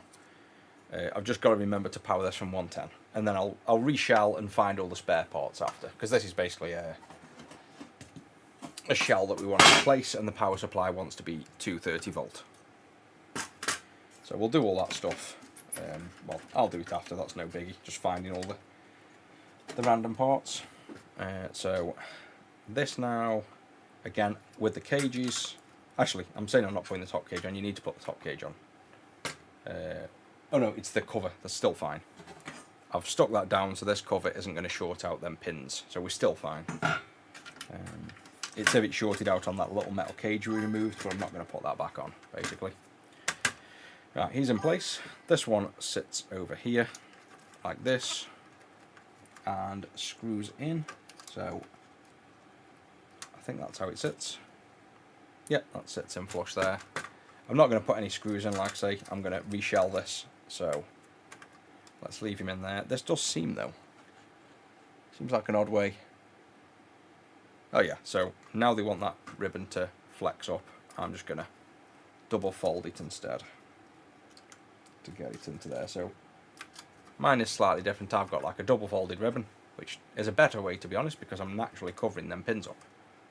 So I think my install method's better than the official one. The official one is to let this flex all the way back out. So that's fine there.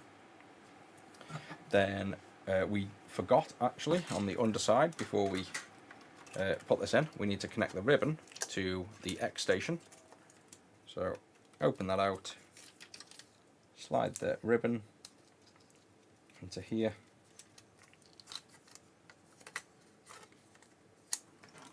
Like so. And then we can flip this back over now.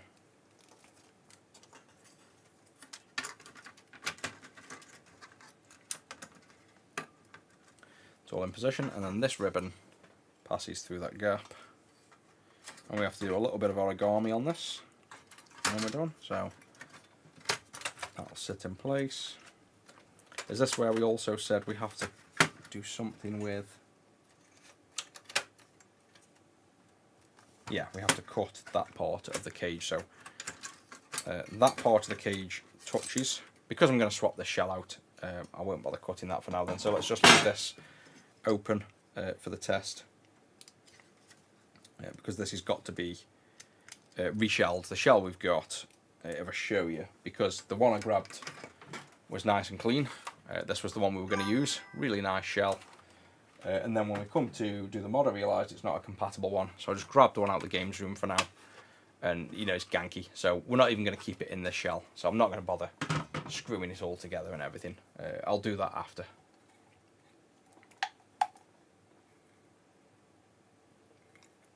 Oh yeah, PS1's definitely one of my favourites. Tomb Raider, Locking the Butler in the freezer. Resident Evil, obviously 1 and 2. Crash Bandicoot. Oh, there's so many. Shenmue was PlayStation 1 Shenmue. I think it was. Parasite Eve. Oh, the list goes on. There's so many good ones. We need an SD card for this now. A HDMI, so we can nick the HDMI from here. Plug it into here. We could go for a boot because I think, unless I'm mistaken, the xStation will boot without the SD card and then just complain that it can't find it. So we want the power to... Where's the power gone? Unplugged it down here. Power wants to be 110. So this is 110. Once you plug this in, don't go touching around here. You electrocute yourself, maybe kill yourself. HDMI's in. Pull up on there, and I think... Yeah, we're definitely going to need an SD card, but let's just see if we even have a working system now. Good start. Hey, there we go. Now you won't get audio because I can't figure out why my audio isn't working at the minute. Let's see if I can fix that. Like on the stream, because normally I'm plugging into the CRT. We don't normally, and I think this, I hope, and I think this is why the xStation's doing that, is because there's no SD card in. So I think, unless the install for the xStation hasn't worked, I think it just does that because you don't have the SD card in, so it can't boot it. Let me just see if I can get this HDMI thing outputting audio, because I disabled it and then can't remember how I disabled it, basically is the problem. HDMI, monitor only, show, maybe it's got to be visible, I don't think so. Let me turn that off and on, see if HDMI makes a noise. No, it doesn't. So maybe it's the actual capture device. Let's try wave out.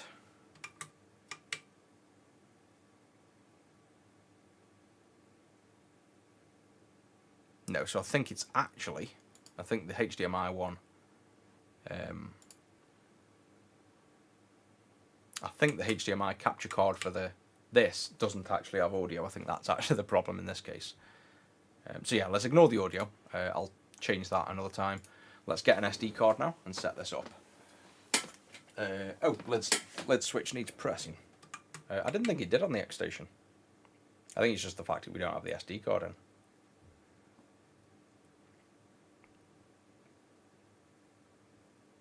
Oh, Dino Crisis, yeah, I remember Dino Crisis. Oh yeah, so you're right. So this'll, I could have sworn the xStation didn't need the lid down. Oh no, it's GDMU, isn't it, that doesn't need the lid down. Yeah, so we just need now to chuck Resident Evil on here. The problem is we're on HDMI and we haven't got HDMI audio. Let me fix the, yeah, I'll do it live on stream. Let me try and fix that. I don't want to play Resident Evil without sound. I guess maybe we can just use a cam link for this one. Let me follow this around. Find out which capture card I am using for this. Got so many capture devices in here now. This goes up to here, top one here. Ah, that's why. Maybe. I've run out of USB-C ports, I think, so that's probably why I've used this. Doesn't say there's no audio on that though. Where have I got the other cable? I don't know whether this will even work, but we'll find out in a minute. Plug that in. So not the thing to do live on stream, disconnecting stuff from the streaming PC. But hopefully this stays online. HDMI plugged in there. Right then. Things not to do. Are we still good? Are we still live? People still there? Camera still working? Cool. Let's see now if... I don't even know whether this is going to show up because I don't really have to restart the stream to show new USB devices. Elgato Virtual Cam. The problem is I also don't know whether this would work. Cam Link 4. Yes, look at that. Tiny HDMI.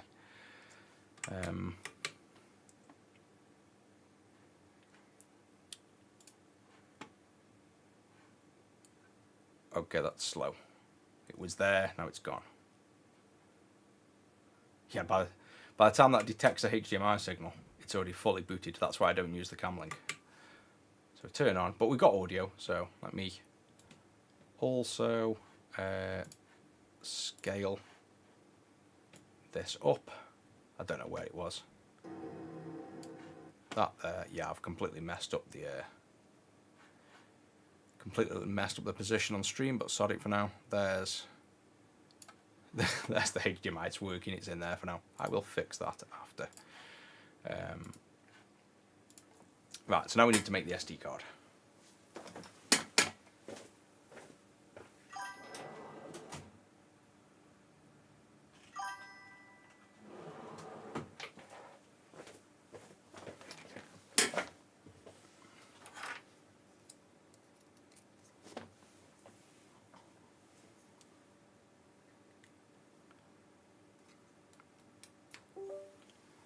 Oh yeah, you definitely need one. Like I say, it's literally one that I've got and played personally as well. Right, let's wipe this card. Anyone remember if you can use exFAT on the xStation or if it's got to be FAT32? Again, I can't remember off the top of my head. I can find out, but I don't recall. Let's have a look at my folder. PS1, xStation. Of course, nothing in there. Didn't save anything. Right, I'm going to have to re-download the xStation stuff. Or, you don't have anything for xStation actually, do you? Just chuck the games on, that's why there's nothing in there. So let's put on... my legally owned PlayStation copy of Resident Evil. It should be exFAT. Cool, so it already is. Actually, no, it isn't. It's FAT32, so let me reformat this then. Format as exFAT. Done. Close. USB drive D. Resident Evil Director's Cut.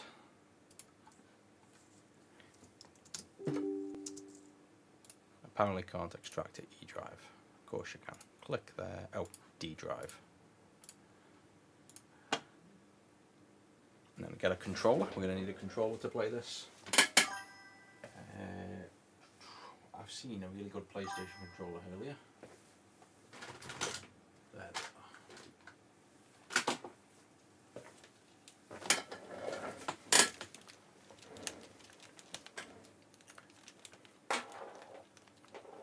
How many people played Parasite Eve as well? That was, if not one of my favourite games that I always forget about, but I absolutely loved.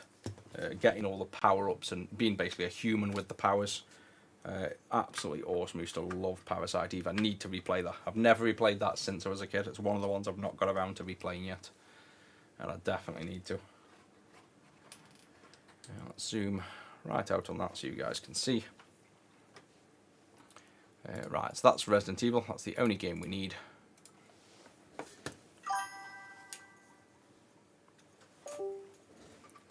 Let's do a hot insert. We are going to have to tape or... So let's just rest. That's heavy enough to just rest on there. Lazy way of doing this. There we go.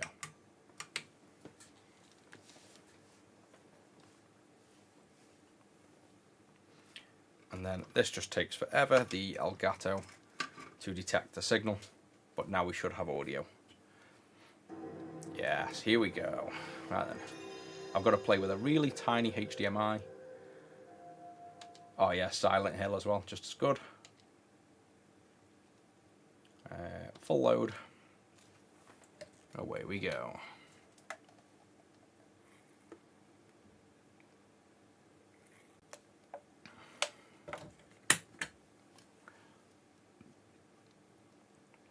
Yeah, ooh. Yeah, this capture card doesn't like that. Some funky audio.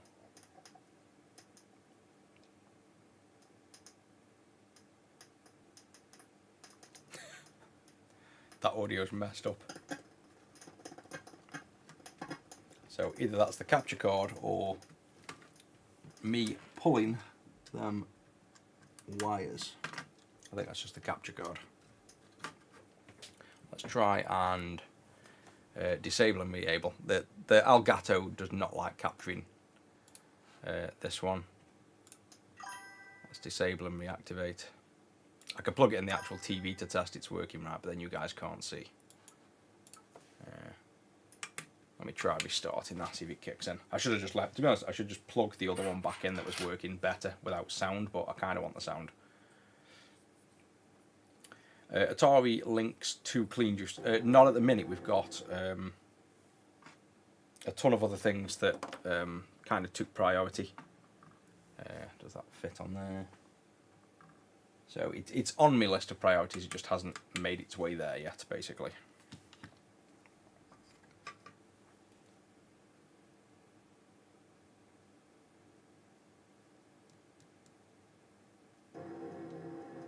Oh, I'm not pressing that sensor. Let's take the sensor down. It's going to fight me every step of the way, this one.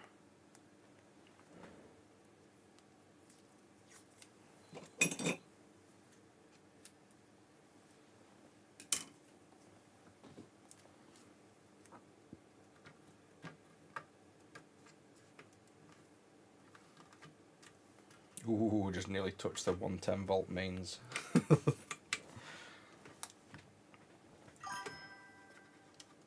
I should have really screwed this down, at least I'm tugging the shit out of this connector. Try and bring a bit of... Oh, this... Remember this now, tape never holds down the port.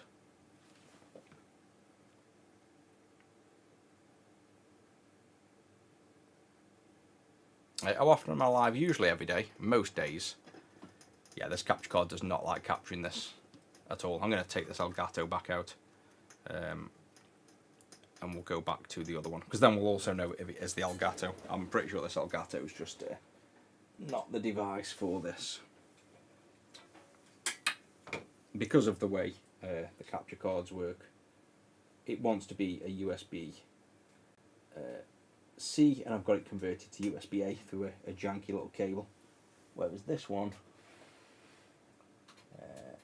the one I was using, works fine, but we just don't capture audio with it ever. I'm sure I did, and I disabled it. I somehow like disabled the audio on it, and I've never been able to figure out since how I did it. And now my USB one's not coming back.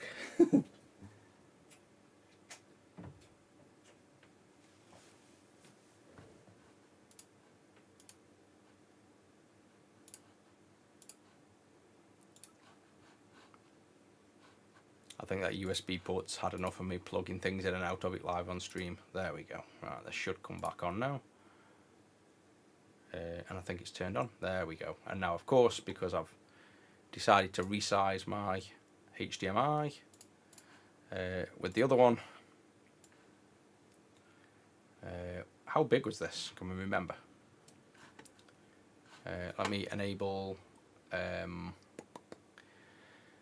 the PC. That was roughly what size it was. So just under that writing, just in between the S2, so a little bit less.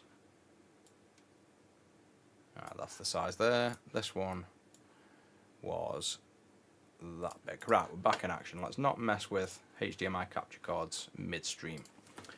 So you just have to bear in mind that this has no audio, and I'm not sure why, and it's nothing to do with SD card pad.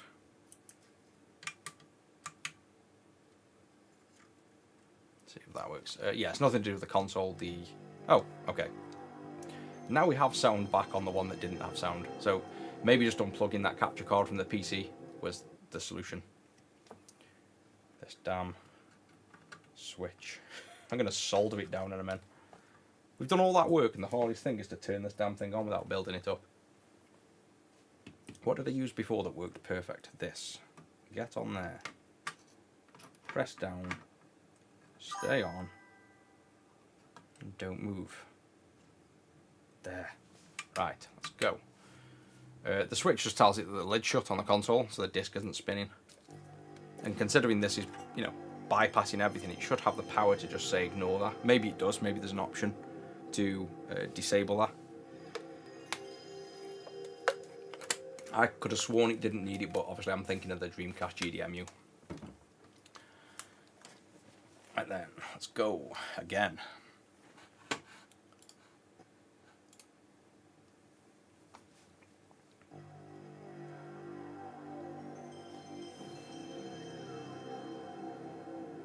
Blue tack.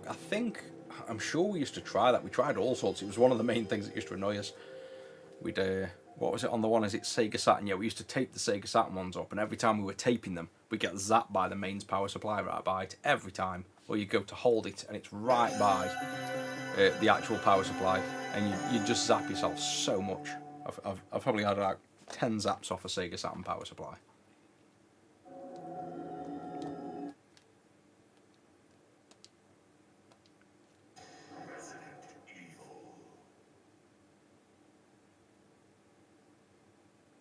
Yeah, the AI camera was like trying to track me under the table. I'm not shocked. So I think that's pretty much it anyway, guys. This is if you want to hang around, just watch me have a quick play of Resident Evil. In terms of solder work, I'm going to find a better shell tomorrow for this, and then obviously screw it all together, but there's nothing special about screwing it together. You pretty much screw the thing together. The xStation just sits in the lid. There's nothing fancy about that. But I want to find a better shell, because this shell is obviously gammy, and to be honest, the shell isn't that bad, but the logo is. logo's got a nicotine stain and the buttons have, so I'll find a better shell tomorrow for this. I don't know what happened. That's a loud HDMI. Barry, where's Barry? The weird thing is as well, it's not coming through the HDMI port. Sorry, but he's probably... Like in... No. Yeah, that's weird. In the actual capture, this audio isn't coming through. What is that? I'll go and check. Ah, so it's coming through system. Okay, Right, Joe and I are you will guys stay getting in an the echo, by the hall in way? case of an emergency. No, you won't because it's coming on the monitor, but I can do this. Turn the HDMI down.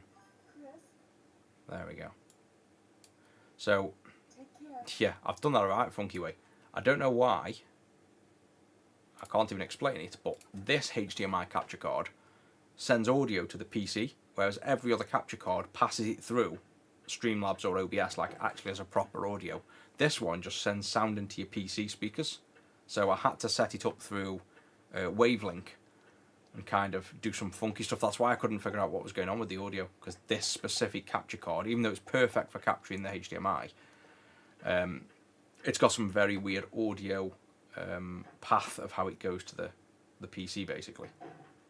Oh yeah, the voice acting is absolutely awful.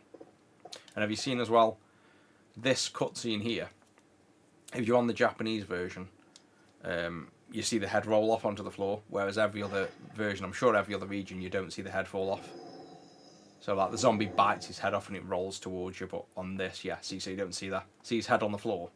Oh, now I've got hit. See the head basically on the floor on the left side.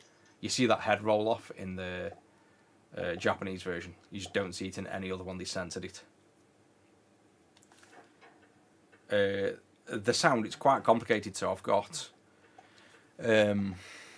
something called Wavelink, which is by Elgato, and that can capture sources from the mic. Then it applies filters to the microphone. Then you can pass it to either the speakers or the stream. So the stream is getting a certain output, like the filtered microphone, and the speakers on my TV don't get that. But then Streamlabs has a bunch of sources, like all these chat messages that ping up and everything else. They typically come through Streamlabs, and I can disable them or send them to a certain device in Streamlabs. So I'll send them back to Wavelink, which then sends it back to either my PC. So when you hear the chat, if I want to hear something basically as well as the stream, I'll divert it to my actual speakers, and you're hearing it coming through this microphone.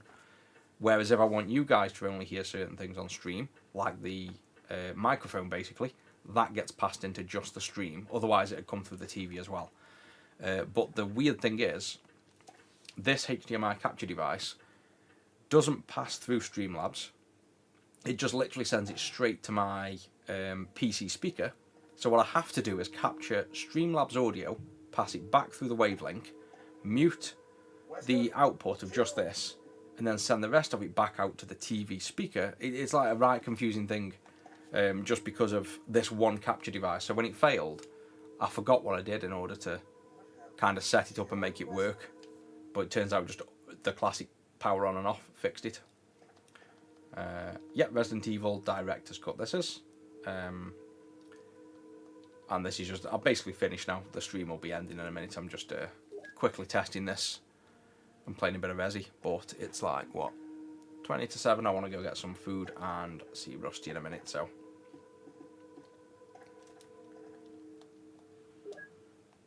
Oh, that's some lag on that stream.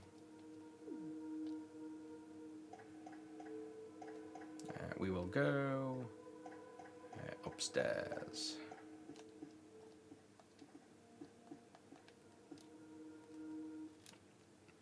Yeah, the audio capture's strange on it, but the thing is, you've seen how easy it captures the HDMI, whereas you saw like the Elgato struggling to capture the HDMI and flicking on and off and all sorts. It's like and then I've got the Blackmagic capturing these cameras, like the overhead cameras and stuff. Again, that works great for fixed sources, but for sources that change resolution constantly, this one by Ugreen is actually really good.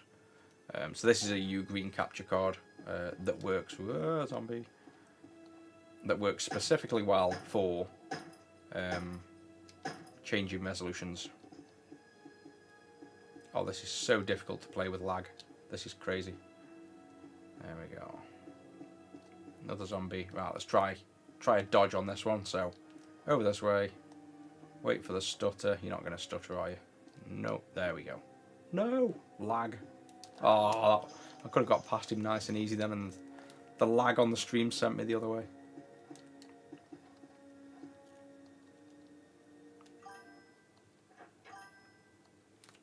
Yep, thanks Jay. I'll be knocking off in a second. What's going on is I have just finished modding a PlayStation 1 with an xStation and HDMI output. So this is the HDMI capture. I'm about to finish. I'm just having a quick play before I end it. I'll be back on tomorrow. What day is it? Wednesday tomorrow? Or Wednesday today? It's Wednesday tomorrow. I'll be back on probably 6 o'clock-ish. I was getting on at like 4:30, 5. I seem to be now doing a bit of work. Other things, doing emails, you know, getting admin done a bit when I wake up.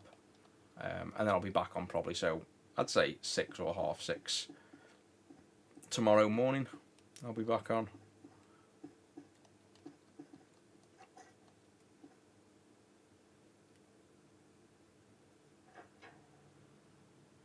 Yeah, Resident Evil DS showed it as well. Nice. Right, let's see if I can do a dodge on this. Lag, yes, there you go. And I'm not going to be able to dodge him, I'm going to go through. Ambernick, yeah, I play Ambernick, I've got a few myself. Zombies everywhere, I'm back where I started. But yeah, that's working anyway. Like I say, I'll reshell that tomorrow, and I'll be back on at... I might reshell it in the morning, it depends where I get to. But that's pretty much it for now anyway. I'm going to grab some food. Thanks everybody for joining in. And remember to subscribe if you want to support the channel, and you'll get a nice little invite in Discord. And a 10% discount on all purchases. So if you want to buy one of these, you could get like 10% off as well. And if not, just thanks for watching. And I'll see everybody tomorrow. Hope you have a good night.